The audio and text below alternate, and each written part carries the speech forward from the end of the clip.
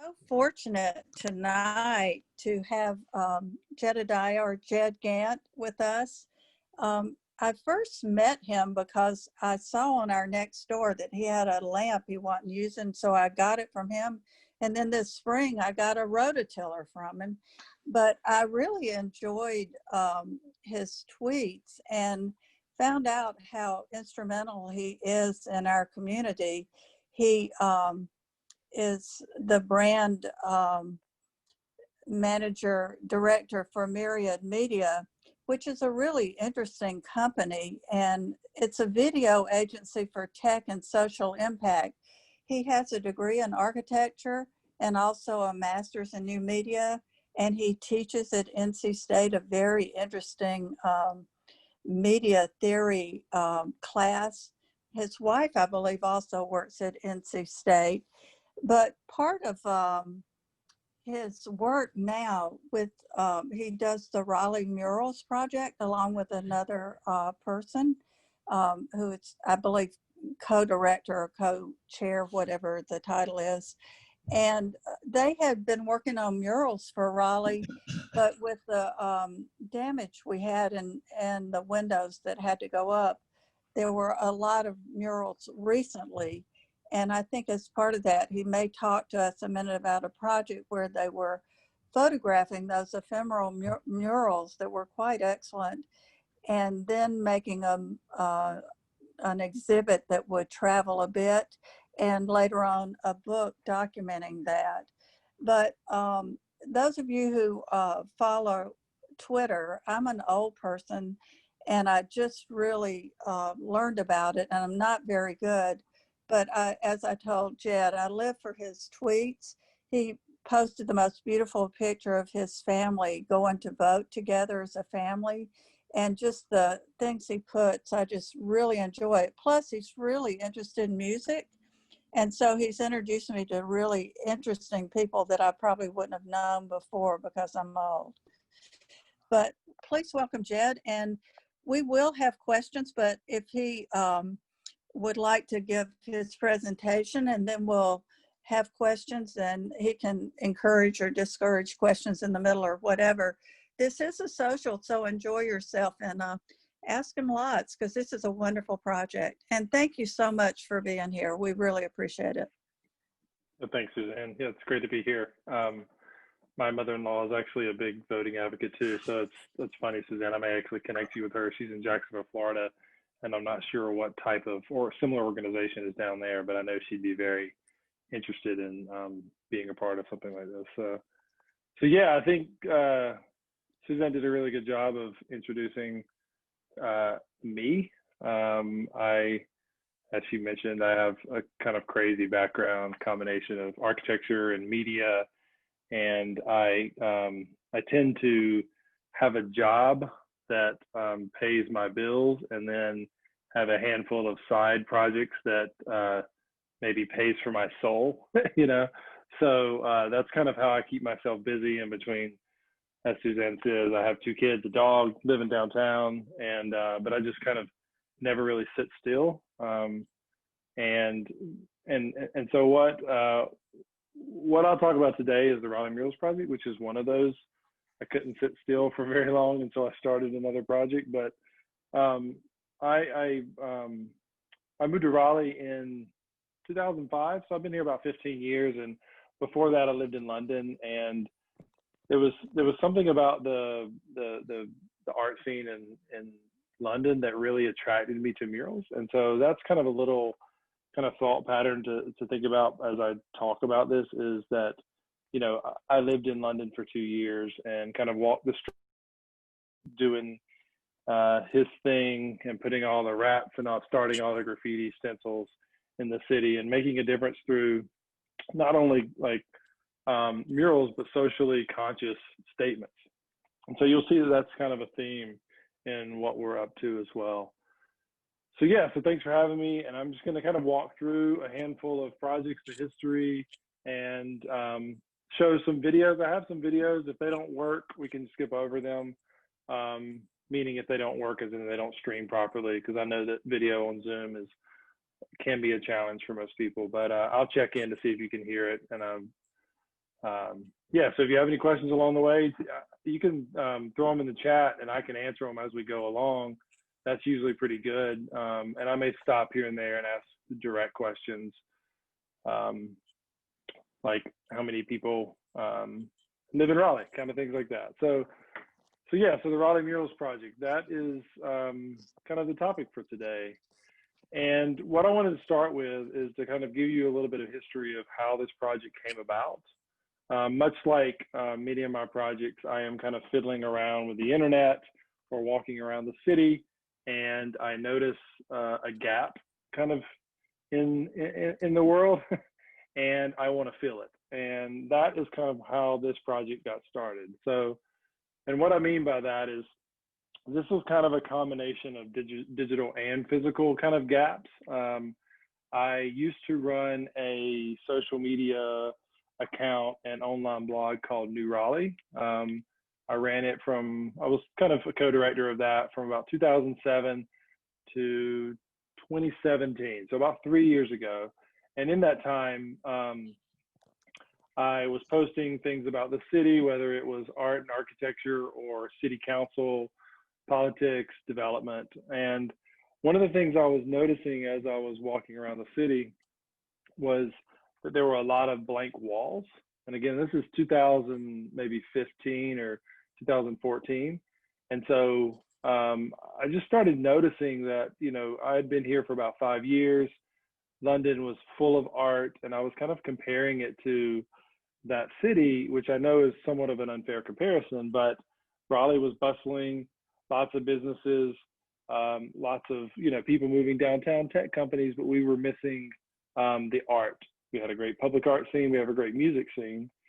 And so I started posting on New Raleigh just photos of buildings that I thought could use a mural, and use the hashtag, put a mural here.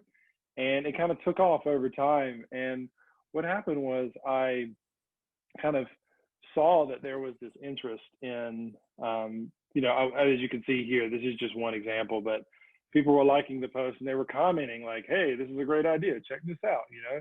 And then come to find out, that building that you see here, which is currently Ashley Christensen's Death in Taxes, it actually had a mural going weeks that I had posted, which I didn't.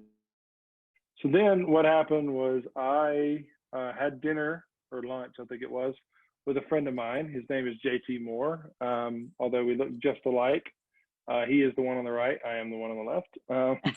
And we actually had the same haircut at this time. It was quite funny. He had a job. He was bored with his job, and he's like, I need a side project to kind of keep my brain fresh. And I said, well, I've been thinking about turning this hashtag into a proper project.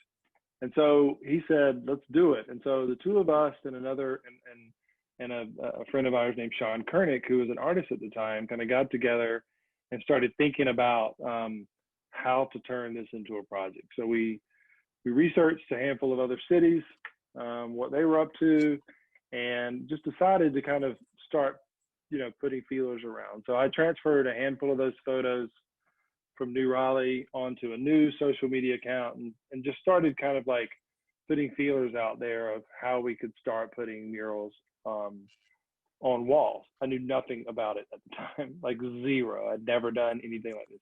I'd worked in the public art sphere because I used to work with Thomas Sayer and Steve Schuster over at Clearscapes. And one of my big projects was the Shimmer Wall. That's one of the projects that I designed at Clearscapes. So I did all the design for that. So that was kind of one of the few kind of times that I kind of was able to design and coordinate the kind of construction of public art.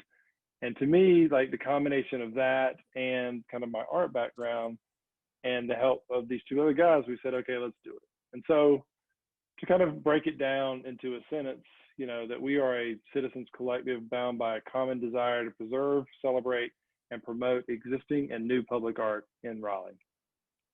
And a big part of that is that we want to make our city colorful. I think that is, make Raleigh colorful is our tagline. It is something that we think about in multiple dimensions. So that goes a little further. So in the previous thing, I say that we're a citizens collective, right? And so what I mean by that is this is not our job. We don't make money off of this, and we are not painters. Many people may think that, but we do not put paint on walls. We help coordinate putting paint on walls. So we come from the strategic direction, we come from the design direction, and we come from creating kind of partnerships. And so if you think about it as like a little triangle, there's artists in one place, there's organizations like the ACLU or Google in one place, and then there's building owners. We sit right in between all three of those to kind of connect the dots as necessary. Those dots are always in different places, and we have to connect in different ways. And I'll talk a little bit about that throughout the presentation.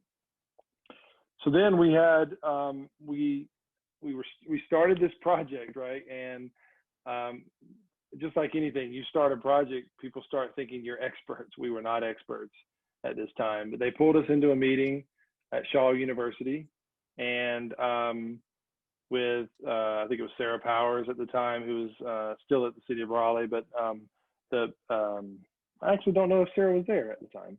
Anyway, the City of Raleigh Arts program brought us in and said, hey, can you help Shaw University find an artist and put a mural on these walls to celebrate the 150th anniversary of the university?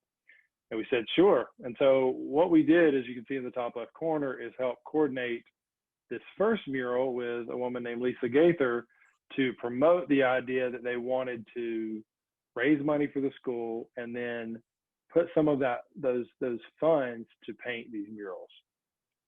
And from there, we then helped Shaw put together a call for artists. And so this was our first kind of leap into the mural sphere. And what you see is if you go down Blunt Street, you've got two murals on both sides celebrating the kind of history of the area, the RTP, the tech, as well as Shaw University and some of the alumni there. And so those are done by an artist named Scott Nurkin.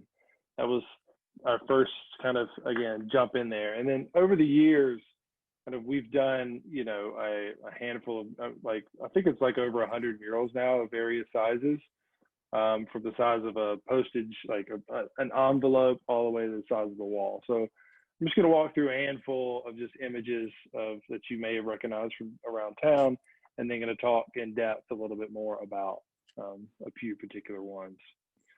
So these are some at North Hills, a deli in downtown. Some political murals a few years ago with Matt Thomas Sulo. Art Explosion, we've done a handful of things with them, and Google Fiber, Vidiri Chocolate, and so on.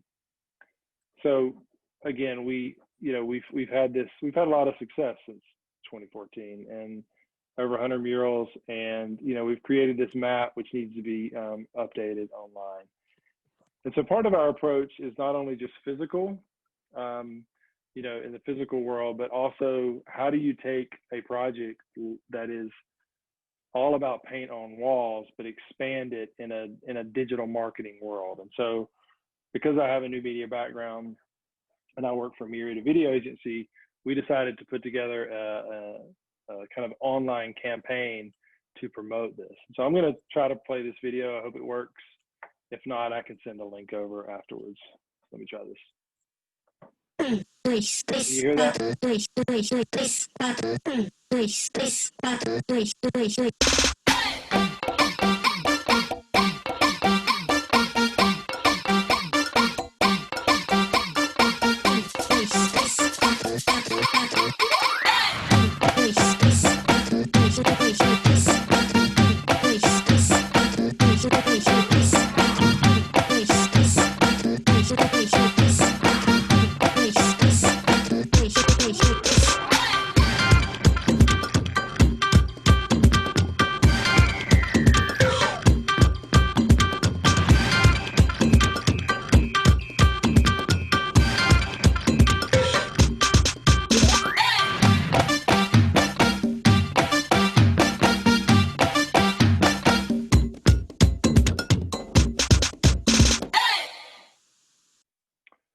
did that video, shared it online, and then we created this whole like social media campaign that were these 15-second like micro media pieces, and they were more about the people themselves. And so we wanted to connect this idea that, you know, as it says in the video, you know, a city should be as colorful as its citizens. So connecting this idea of being colorful to diversity, and that the city itself could have more colorful walls, more colorful people, and overall be a much, you know, better city. So again, social media campaign, and it's something that kind of helped build the brand and expand it past, you know, our simple Instagram account over time.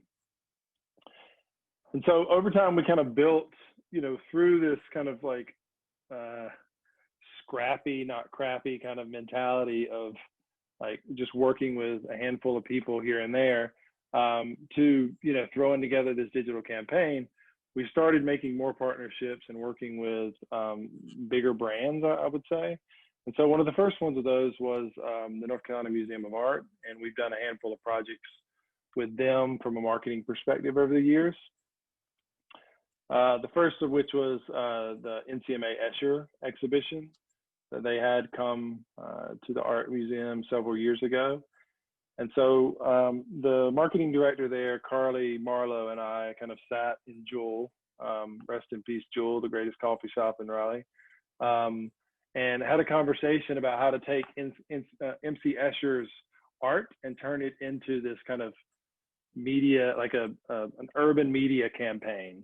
And the challenge with this project was that the Escher organization would not allow the museum to use Escher's art in any kind of like mainstream marketing, right?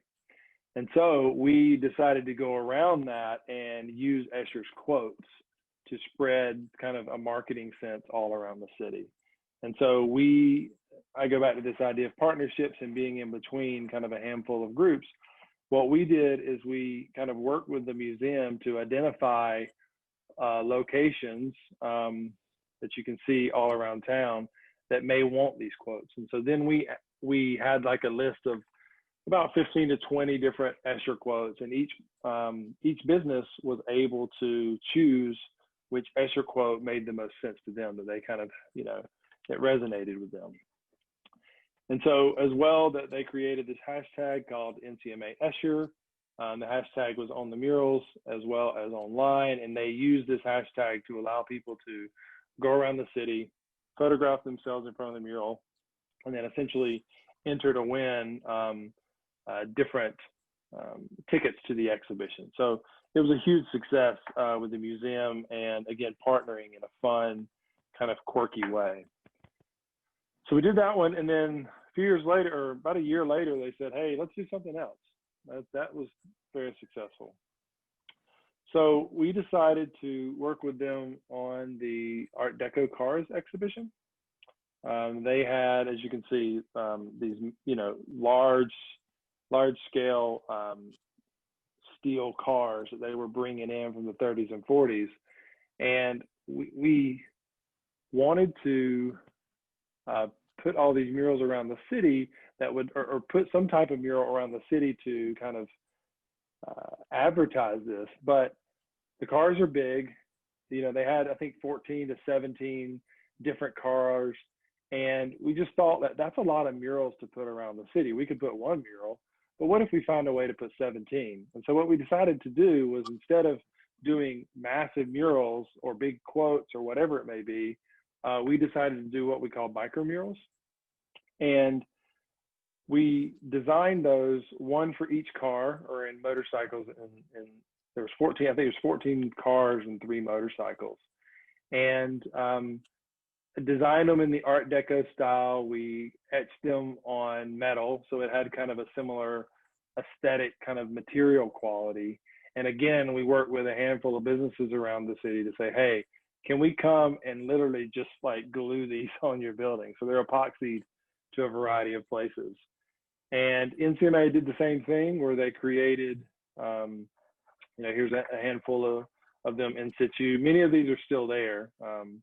This one was at, this one's gone, but the one down in the bottom left, I think, is at the beer garden on, what is that place? On Glenwood South, and I think it's still there. It's just hidden by all this ivy that has grown up. But again, what they did is they put these, we released them, we hid them all around the city and created a bit of a scavenger hunt for the NCMA's followers.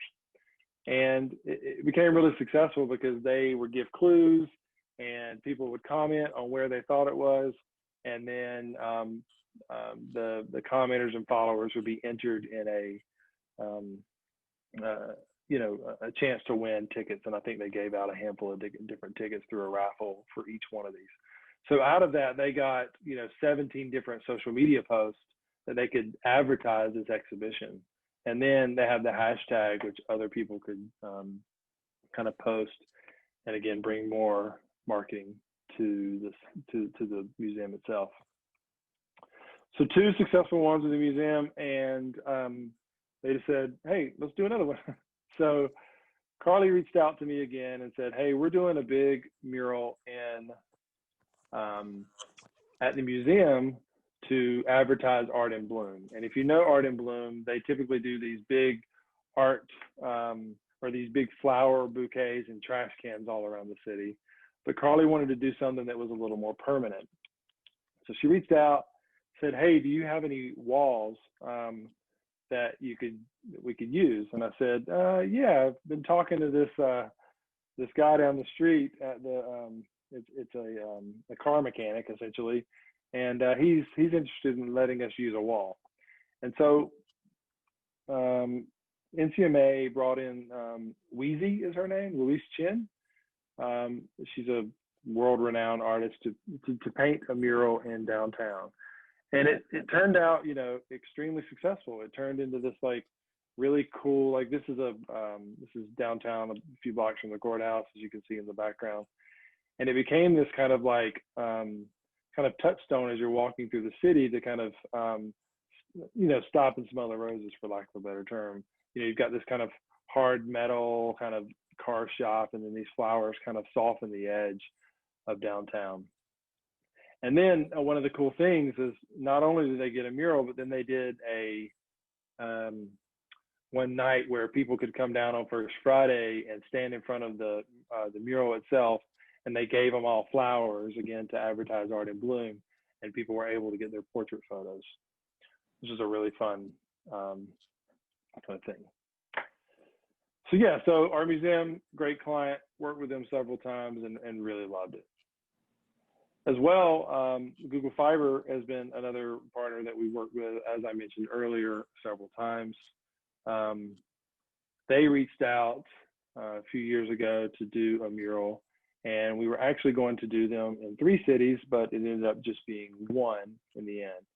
But what they wanted to do was they wanted to create kind of a very large, colorful mural, and nothing about it they wanted to say Google Fiber. They essentially wanted to advertise, or not advertise, they wanted to promote art in the city of Raleigh, since it was a city they were going to be occupying. So as you can see in the previous photo, I reached out and basically gave Google Fiber a few different muralists who I thought would do a really good job. They chose Taylor White, who you'll see a handful of her work in this presentation. And then I also needed to find a building. And so I reached out to the Alfred Williams Company, who is actually the building that I work in. So that was kind of a nice little connection, but it was a bit of a hard sell. And so I hired Taylor, and then Taylor was kind of given free reign to design and paint anything that she wanted. And so what you're seeing here, I put this up because you would think that this is like the start of a mural, but something that's really cool about the mural process is that every muralist does have a different process. Taylor's process is to literally take a list and doodle on it for a whole day. She just doodles whatever she wants. And what she's creating here is she's creating a map. So then she doodles all of this, and then she takes a photo of the doodles on the wall. She then came inside of my office and she took her sketch of the mural and overlaid it on top of these doodles. made some transparency in Photoshop, and then printed it out. And so then what she was able to do is take the doodles as a grid and sketch the initial shapes of the mural on top of it. So she did that for about 2 weeks, and then this is what came of it. So you can see that gone are the doodles, and you've got these dancers that kind of ended up coming out of the composition itself. So Taylor loves to paint the human body, and so she actually hired some dancers in Durham and a photographer to take photos of them while they were dancing. And it's a dance troupe out of Durham that then, she then chooses one particular pose and then puts it on the wall. So that's what Taylor did. Again, sounds nothing like Google Fiber. Why would they want to do something like this? Well, the reason was, one of the reasons was Google then took it and turned it into one of the first augmented reality murals that are basically in the world. I think Facebook at the time was one of the only few companies that had done something like this. And so there's a particular app on Android that you can download. And then what you can see is, if you look at this photo carefully, you can see that the app itself kind of scans the mural and turns it into these 3D shapes and projects it out into space. And so essentially you can walk around with your phone and see the shapes kind of floating in the air.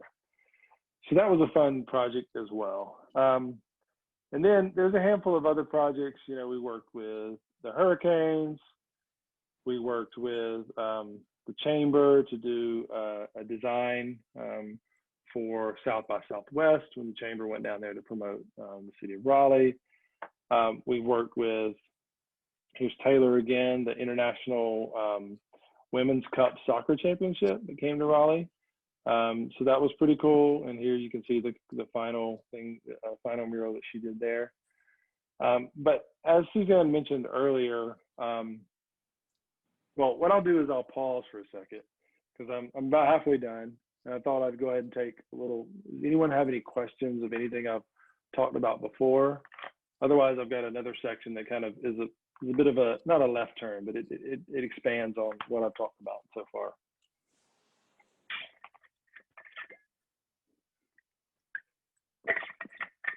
Cool, well, just throw some in the chat if you have any questions along the way. So everything I've shown you thus far is, as you can tell, it's paint on walls. And I think what that does, the first, 40 slides that I've shown kind of sums up where we started. And again, a few characters living in downtown, wanting to make the city more colorful, not knowing what they're doing, getting a little success behind a handful of projects. But again, we think of this as more than paint. We think, to us, this project is much more meaningful. If I'm going to spend my spare time doing something, I want to make it count. I want to make it more than just that. And so we think of this project as more than just being colorful, not just in the paint colors, but also in the diversity of artists, subject matter, social impact, and really making a difference in the work that we're putting up.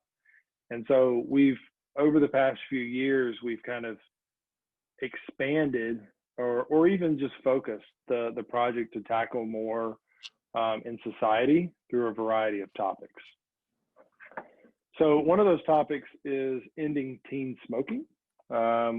We worked with Truth and Vans and also 72 and Sunny, which is an agency out of Los Angeles. Does anyone know what Truth is? Anyone heard of Truth? Truth is an organization that its goal is to end teen smoking. That's it. That's their goal, end teen smoking. And so they do a handful of fun projects and ads and everything. 72 and Sunny is their agency, and their goal is to basically promote why smoking is so bad. So this is one of the videos that Truth did that gives you a little bit of kind of background on who they are and what their goal is. It's a really short video.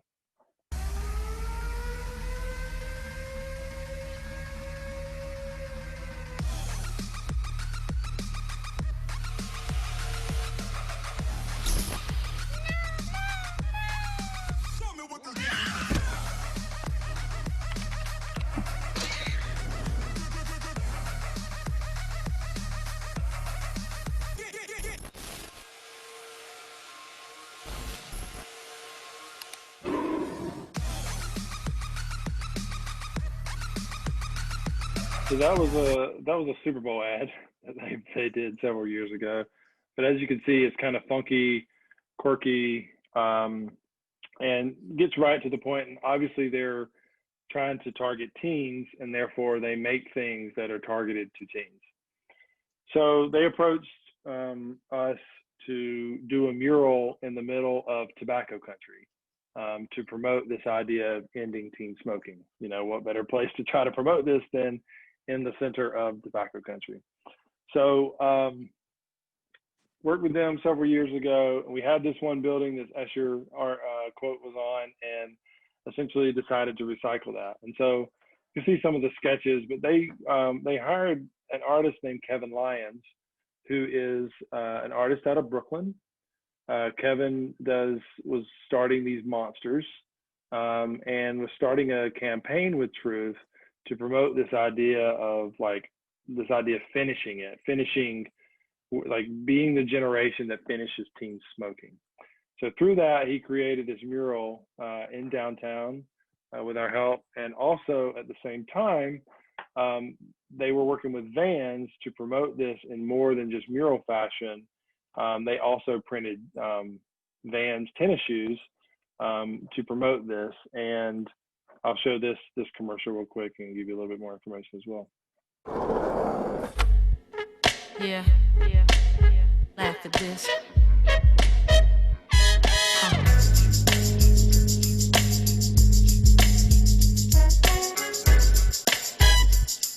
And it goes a little something like fast forwarding past the chore of adoring thee, past the crass, blasphemous, truth or dare, the blaring horn, press fast forward.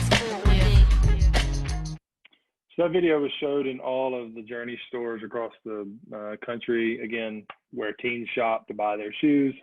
Yeah, we made a handful of Vines, which are the kind of pre-TikToks videos to promote online, to promote this idea of ending teen smoking through a mural, and, tennis shoes, which was, I don't know, 7 years ago, this was kind of edgy marketing at the time. So yeah, very successful project. So teen smoking being one. So then this mural started fading, and we had an opportunity working with the building owner to do something different on the wall. And so we, again, thinking about this idea of, purpose-led murals, we decided to bring Kevin Lyons, to do another mural on the wall. So as Kevin's kind of career has evolved, he's evolved these monsters, and he's evolved them into color. And so we had the idea so I called Kevin and I said, hey man, I want to do a mural that celebrates all the Black musicians that came from North Carolina, because there are a lot. And he said, I love it, let me know when. Got the building owner in and brought Kevin back, and he basically did this pro bono. And so this is called the Monsters of Jazz, NC Monsters of Jazz. And basically we did kind of a similar campaign to turn this into more than just, a mural, to kind of promote it through a beer and give that money back to local causes and shirts, etc. And so you can see artists from like Nina Simone, John Coltrane, P.D. Pablo, Lou Donaldson, Thelonious Monk, all were, famous jazz musicians in North Carolina. So to us, this was a good evolution of the previous monsters, but it spoke more locally to our community and kind of celebrates what I believe are, an unrepresented section of musicianship. And of course, there's no statues. There's not many statues of Black musicians in North Carolina, and there should be more. So this is our first start at kind of helping celebrate those. So again, I'll show you another short little video, and then I've got just a few more slides.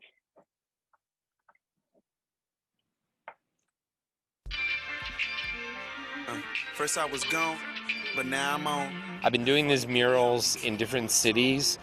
I'm a big jazz record collector, aficionado, and North Carolina is a home of so many great jazz musicians. Got me smiling, I be grinning, say from ear to ear, 'cause I was grinning. got off a red eye from London, and then I drove from New York City to Raleigh and started on this mural basically at crack of dawn, 5 o'clock this morning, and plan to go at it until it starts raining cats and dogs. On a perp, no grimace. By the time that we finish, I be grinning. With us, a couple of homies and five. I did a mural at this very same location approximately 2.5, 3 years ago. Although it was still very popular here, I felt like my own style has progressed a lot since I did that mural. She was gone for a minute. She told me how to be strong for a living and deal with the wrongs you committed. We love Trophy, we love Raleigh, we like the experience that we had here before. This location is the Morgan Street, which is special, and it seems like sometimes people have been referring to that wall as the Morgan Monsters. We were trying to come up with a name for the beer that's coming out, and so you could be like, oh, it's the Morgan Monsters. Cause I was grinning. Whoa, wait a minute. The crew coolly high, know the sky is the limit. I be grinning. The last mural was in totally black and white, so I wanted to really infuse this one with color. And basically I thought of the idea of like, why not celebrate the colors of the triangle? So using the schools like North Carolina State, Shaw, North Carolina, of course, Duke, and use some of the blues and the reds and some of those things. You know, it's a very communal, friends and family sort of project. You know the business every sentence. We're just really grateful that the people who own Trophy have been super cool. Everybody who's worked here, it's great to be able to get pizza every night, use the bathroom, wash our hands. These are things that are often a problem when you're working on other murals in other places. It's what I do and it's what I like to do, and whether it's on a wall or whether it's drawing designs or making t-shirts or doing silk screens or prints or paintings, like it all just becomes one thing and it kind of is hard to stop, you know. A little OCD in there, there's a little competitiveness in me still, and then there's just the need to get it out of my system and express it. Come and hear it.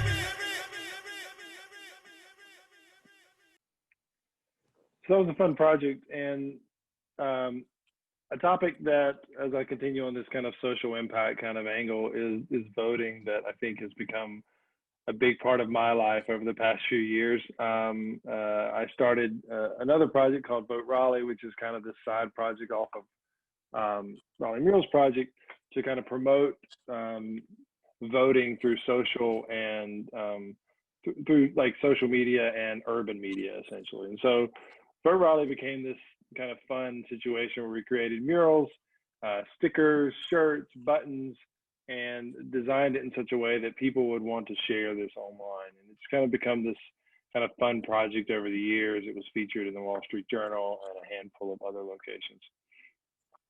As well, a few years ago, we had the opportunity to work with the ACLU, North Carolina, to do a Know Your Rights mural in downtown. We had Dare Coulter, who's a local Raleigh artist, paint that.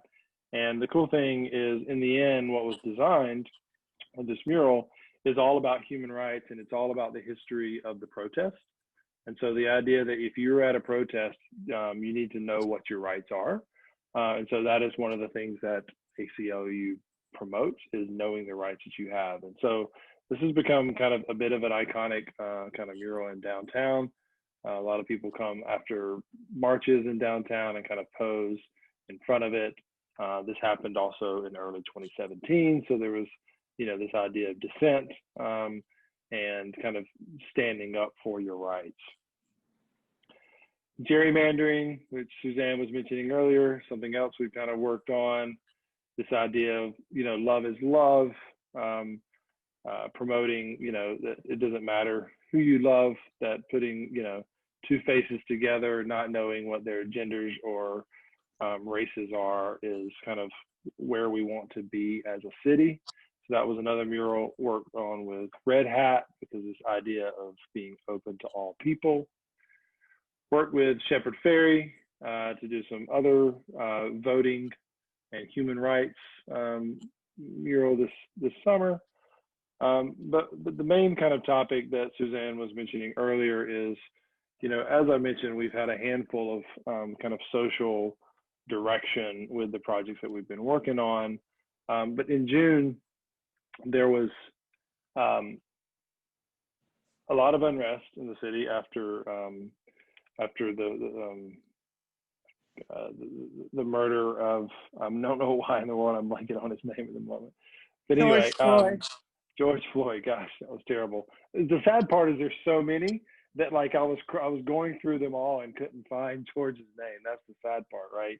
Is that there's been so many over the years that we've kind of come to this point where the killing of George Floyd became this kind of keystone for kind of unrest and for voices to be heard in the community.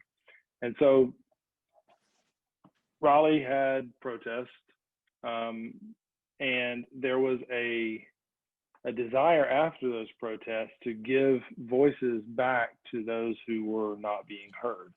So amplifying the Black voices in the community. And so we teamed up with Royale chef Jeff Sizer, who decided that he was going to do a mural on his building, but he did not have the infrastructure to, you know, raise money and do anything else. And so we are a 501, or the VAE is a 501c3 nonprofit organization, and we are fiscally sponsored through them. So we had the platform. This is the first time we've ever raised money this summer to raise money for, you know, any type of project we wanted. And so what we decided to do was we wanted to, you know, kind of uplift the voices of those that were affected by systemic racism and prioritizing Black artists and artists of color and giving them a platform to experience or express those experiences in truth. And so a lot of the buildings have been boarded up in downtown, and that gave us a canvas to create this platform and, you know, become an outlet for a lot of Black artists, because in many cases there are lots of Black artists, but they haven't either been given the opportunity or they just haven't painted in downtown. And so this gave us an opportunity to say, hey, let's hear from those voices in our city and give them a space to speak the truths that they want to truth and express their, you know, their anger or their frustration or whatever it may be. So we ended up raising $10,000, which was pretty cool because it was all public, you know, through a few social media posts. And we were able to, again, distribute that through a handful of artists. We did, I think it was somewhere between 15 and 20, this depends on what you call a mural, right? Different art pieces in downtown. Those range from simple, you know, wheat paste, as you can see in the bottom right corner, to textual statements through, you know, a portrait of Morgan Freeman, who was kind of a hero for one of the artists. A few different spots around town. We worked with Happy in Hell and a few of the other businesses that had their windows broken and had boarded up afterwards to use those as a platform for us that express these, you know, this idea of intolerance or being on the right side of history or, you know, rising together. And this is kind of just a kind of a walkthrough of a handful of those. So some of the artists we commissioned to do these, and other ones like Akira and Grayson in the bottom right-hand corner, they did the art for free. They just wanted to do it on their friend's building, but then we were able to take our money and fund them for their time and resources. But we couldn't have done it without, you know, all these donations from the public. So this is all tax, you know, everyone can get a tax donation by donating to this 501c3, and then we're able to give this money directly to the artist and pay them for their materials and their time. So yeah, so we continued, and we just kind of continued doing them until essentially money ran out, and we were able to, you know, do as many as we could and get as many artists involved as we could. So one of the things that we did is in the beginning of that project, you know, I reached out to the city of Raleigh and they said, well, you know, a guy named Mike Williams, who runs the Black on Black Project, is also thinking about doing something like this. You should all get together. And so Mike and the Black on Black Project, as well as some people from Linda Dallas from St. Aug and some other people from Anchorlight, became kind of a group in the beginning to kind of build this coalition, I guess you would say, to help curate these murals. And so Mike over at the Black on Black Project became a very important partner in this. And I say that, and I say that till now, because one of the big things about what Mike is up to now is Mike has decided, like in the beginning, Raleigh Murals Project kind of raised the money and we made the murals kind of happen in the city. But now we are working and transitioning from, you know, the response itself. So again, that was called a public art response, to now turning this into a space for reflection. So many of the businesses, you know, wanted to take those murals down. And so we did not want those to, you know, just kind of be thrown in the dumpster or just kind of in someone's room. So what we've decided to do is turn it into exhibitions at the two HBCUs in downtown Raleigh, so St. Augustine and Shaw University. And so what we have done is we've worked with a container company to turn these into outdoor exhibitions because of COVID. We have to have kind of this outdoor space. And so this is about to open.